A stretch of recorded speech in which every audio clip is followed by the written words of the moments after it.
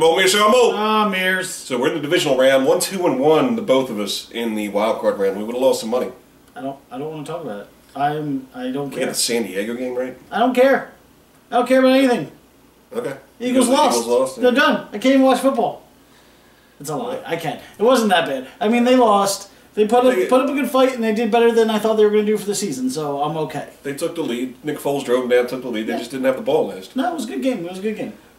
Nick Foles still gets hammered by everybody in the media. Yeah, doesn't make the Pro Bowl. 27 touchdowns, 2 interceptions. People call for Tom Brady to be the MVP over Peyton Manning with 55 touchdowns, and Tom Brady doesn't even have as many as Nick Foles in 10 games. I know. It's getting ridiculous. But anyway, we got 4 games in the divisional round to do this week. Let's see how we do. First game of the week, Saturday afternoon, 4:35 kickoff. New Orleans, because they're the 6th seed, they're now traveling to the 1 seed. They reseed in football. Correct. So they have to go back to Seattle, 7.5-point underdog, and when they went to Seattle this season, it wasn't even a game. Well, do you remember this playoff game from a couple of years ago when New Orleans 7-9 Seattle, and New Orleans was favored heavily, and then Marshawn Lynch made one of the greatest runs in history. Yes. And they said that the stadium noise was on the Richter scale. It sounded like that was incredible. Now, 2 different teams this year than when they played then. Saints look good against the Eagles. They still move the ball. Breeze struggled, but it's not going to be nearly as cold in Seattle as it was in Philly last week. I think Seattle's defense is too good. I think they're going to shut down Breeze. I think they'll control the ball. They'll run it with Wilson and Lynch. And I think they're going to get it done. Now, 7 points, that's a lot. So I'm going to take New Orleans plus the 7.5. Seattle will win. I think Seattle has Drew Brees' number. I think the defense is for real, but it's a lot of thinking. You know, not any knowing. I like the 7.5 here. I think Brees throws a clunker and it's not competitive. Oh, you're gonna go with Seattle? 31-7, or now he's gonna score more than 7. 38-14, something nice, like that. I like it. Brees goes for 4 picks. Saturday night's game. Indianapolis traveling to New England. Maybe not what it used to be. No. But after what Andrew Luck pulled off this past week, second biggest playoff in the history of the second biggest comeback in the history of the playoffs. And Frank next Reich. To my Buffalo Bills. Hey, and Frank Reich, who is the University of Maryland alum. Well, that's not really relevant to this game. However, New England favored by 7.5 at home. I think that's a lot. It is a lot. Most of these lines are a lot. 3 out of 4 are pretty large this week. New England is very tough at home in the playoffs. I will say that. This isn't Baltimore going in there, so they might have a chance. Baltimore has their number. But the Colts, you know, that was a huge comeback, but their defense really scares me, and I know that New England's hurt on offense. And New England and Indianapolis just signed Deion Branch. I guess next the Patriots are going to sign Marvin Harrison. What are we just signing the old people to the fucking... Well, I think they're as old as Reggie Wayne. Yeah, exactly. So, again, I'm going to take the underdog with the 7.5 because I just don't want to give 7.5 points. And I think this is going to be a close game, so I'll take Indianapolis with the 7.5. I have what they call a bold prediction. Ooh. And that's that New England is not going to face Denver in the championship game. And having not thought that through before I said it, I got to pick one of these 2 games for Indianapolis to win or San Diego to win. I think maybe this is the one where Andrew Luck goes in. There's a lot of holes in the New England team. There is. And this whole idea that Bill Belichick can coach his way out of anything, I think it's playoff time. And you give up 44 points to the Chiefs, you're going to question how good your defense is. But they shut them down when they had to at the end. And yeah, that's going to be my out on the limb pick. Nice. Up to 7.5. I got them winning outright. Wow. 1 o'clock on Sunday, we have San Francisco traveling to Carolina. This might be the most physical game of the week. Yeah, this reminds me of the old Steelers-Ravens games when they were just bruising games. This is going to be a fun game to watch if you like defense. I think it's going to be low scoring. When they met in the regular season, Carolina won 10-9. So 1 touchdown in the entire game. I think we're going to see a similar game. Every time I say that, though, it ends up going the other direction. But still, I think similar game. Carolina, you know, their defense has been playing well. San Francisco favored by 3. I don't know if I said that. Yeah, San Francisco is favored by 3. San Francisco's favored by 3. On the road. Minuses. So I can't believe I'm going to do this, but I am going to go Carolina, win outright. So give me the 3 points because I think San Francisco, I said it last week that they're a shell of the former self. They proved me wrong. I still think they're going to lose this game, so I'm going to take Carolina.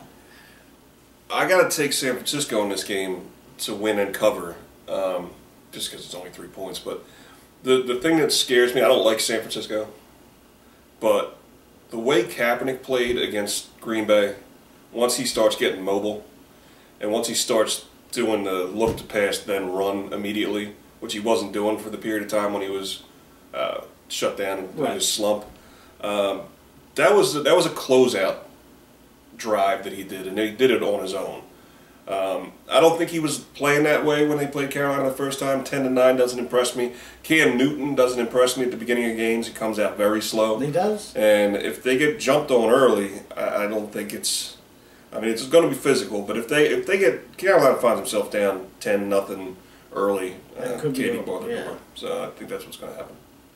Final game, upset of the week last week. San Diego going into Cincinnati and beating them. That earned them a 10-point underdog status in Denver. It also earned us our only win of last week. Yeah, there you go. Bitch face Phillip Rivers. I've taken all 3 underdogs with the points so far. I can't take all 4, so I'm going to take Denver -10. I am a little worried about this game because San Diego is playing good, and they did play Denver tough. They actually beat them at the end of the season. But I think that Peyton Manning, I'm hoping that he's over this, one and done in the playoffs. This seems to be his year. Their offense is clicking at all cylinders. Everybody's going to be healthy. I think Welker's even back for this game. I think Denver's going to win, and I think they're going to win big. I'm going to say 44-3, 44-10. I mean, that kind of beat down. So give me Denver minus the 10.5. Now, San Diego was Denver's only loss at home. Correct. Are they going to do that again? Are they going to cover 10 points? I think if Denver doesn't cover 10 points, I don't think they win. I agree. 100%. Because if they're not covering 10 points, then it's not that kind of game they need. San Diego is a very, very good ball control offense, so they're going to have to figure out a way to get them off the field. That's what they did to them the first time. That's how San Diego beat them. Hopefully, if you're worth your salt as a coach, you'll see what happened the first time and make the adjustment. Correct. And that's what I'm banking on. And if I get this one wrong, that means I got the New England game wrong, which means I can't be better than 2-2, which probably means I'm 0-4. So don't listen to me.